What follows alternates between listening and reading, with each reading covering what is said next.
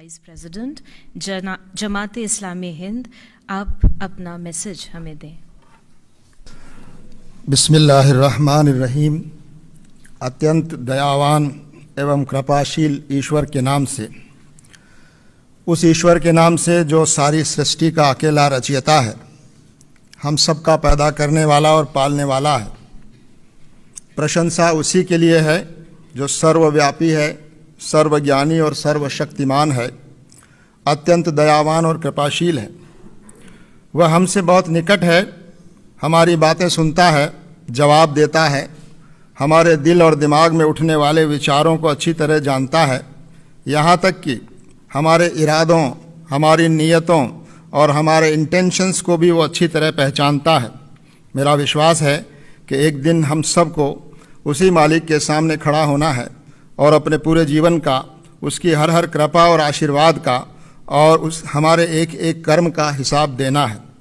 ईश्वर की विशेष कृपा और शांति हो उन तमाम ईश दूतों, संदेष्टाओं और पैगंबरों पर जो ईश्वर के आगे संपूर्ण समर्पण का संदेश और मार्गदर्शन लेकर इस धरती पर भेजे गए।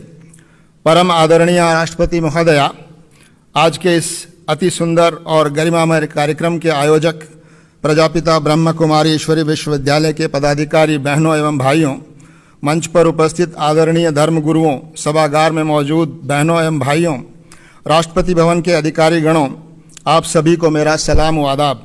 आप सब पर ईश्वर की विशेष कृपा और आशीर्वाद हो। आज के सुंदर कार्यक्रम का हिस्सा बनने पर मैं अत्यंत खुशी और गर्व महसूस करते हुए ईश्वर का शुक्रिया अदा करता हूँ। इस सच्चाई को सब धर्मों और आस्थाओं के लोग स्वीकार करते हैं कि धरती पर जितने इंसान मौजूद हैं वे सब एक ही माँ बाप की संतान हैं, यानी आदम और हव्वा की संतान हैं। हम सब की रगों में एक ही माँ बाप का खून बह रहा है। ईश्वर के सभी पैगंबरों ने और अंतिम पैगंबर हज़रत मोहम्मद सल्लल्लाहु अलैहि वसल्लम ने ईश्वर के इस संदेश को आम किया कि तमाम इंसान बराबर हैं, कोई बड़ा और कोई छोटा, कोई ऊंचा और कोई नीचा नहीं है। हर इंसान की इज्जत और उसका सम्मान होना चाहिए। हर मानव की गरिमा की रक्षा की जानी चाहिए। धर्म, जाति, लिंग, भाषा, क्षेत्र या विचारधारा किसी भी आधार पर किसी के अधिकार कम या ज़्यादा नहीं हो सकते। किसी के साथ भी भेदभाव न हो, यह समाज को और व्यवस्था को मिलकर सुनिश्चित करना चाहिए। हज़रत मोहम्मद साहब ने फरमाया, अल खल्को अयालुल्लाह, यानी ये सारी सृष्टि और ये सारे प्राणी ईश्वर का एक परिवार और कुनबा और ख़ानदान है। इसी तरह कहा गया, वसुधैव कुटुम्बकम, ये हमारे देश की सांस्कृतिक बुनियाद को बयान करने वाला वाक्य है। मानव इस सृष्टि में ईश्वर की श्रेष्ठतम कृति है। वह इस धरती पर ईश्वर का प्रतिनिधि है। हमारा भारतीय समाज विविधताओं वाला समाज है। हमारे देश की बड़ी आबादी किसी न किसी धर्म या विचारधारा एवं जीवन व्यवस्था में विश्वास करती है। हमारे संविधान में यह सुनिश्चित किया गया है कि हर नागरिक अपनी पसंद का धर्म, आस्था या विचारधारा अपनाने के लिए पूरी तरह स्वतंत्र हो। धर्म इंसानों को आपस में जोड़ता है। इंसानों को बांटने वाला, उनको नीचा और ऊंचा बनाने वाला धर्म हो ही नहीं सकता। समाज में घृणा, हिंसा और लोगों के बीच अविश्वास सच्चे धार्मिक लोगों की वजह से नहीं है, बल्कि धर्म का दुरुपयोग करने वाले कुछ स्वार्थी एवं समाज विरोधी लोगों की वजह से है। मैं इस्लाम धर्म में विश्वास करता हूँ और यहाँ उसका प्रतिनिधित्व कर रहा हूँ। मैं आपसे निवेदन करना चाहता हूँ कि इस्लाम शब्द का अर्थ है ईश्वर के आगे संपूर्ण समर्पण। इसका एक अर्थ शांति है, क्योंकि अपने सृष्टा के आगे समर्पण से ही इंसान के मन में और इस धरती पर न्याय और शांति की स्थापना हो सकती है।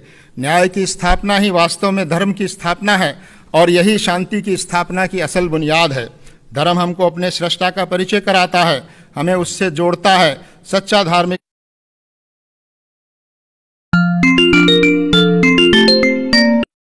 व्यक्ति ईश्वर से प्रेम करता है, इंसानों से प्रेम करता है, उसका सम्मान करता है और उनकी सेवा करता है। धर्म व्यक्ति को अनुशासित करता है।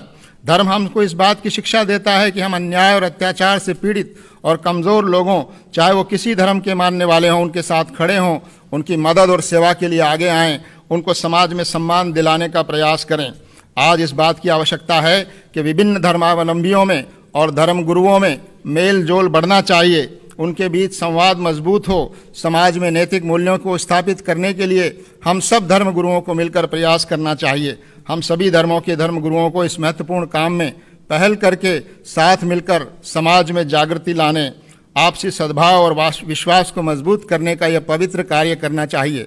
और हम लोग ये कार्य कर भी रहे हैं, लेकिन इस कार्य को और अधिक सक्रियता से करने की आवश्यकता है। मैं ईश्वर से प्रार्थना करता हूँ कि वह हम सबको देश और समाज के प्रति अपना दायित्व पूरा करने की प्रेरणा और शक्ति प्रदान करे, ताकि हम सब मिलकर शांति पर आधारित और नैतिक मूल्यों पर आधारित और न्याय पर आधारित एक समाज का निर्माण कर सकें और भारत को प्रगति और समृद्धि की राहों पर आगे ले जा सकें। मैं इसी के साथ ईश्वर की बड़ाई और प्रशंसा और महामहिम राष्ट्रपति महोदय का धन्यवाद करते हुए अपनी बात समाप्त करता हूँ। शुक्रिया।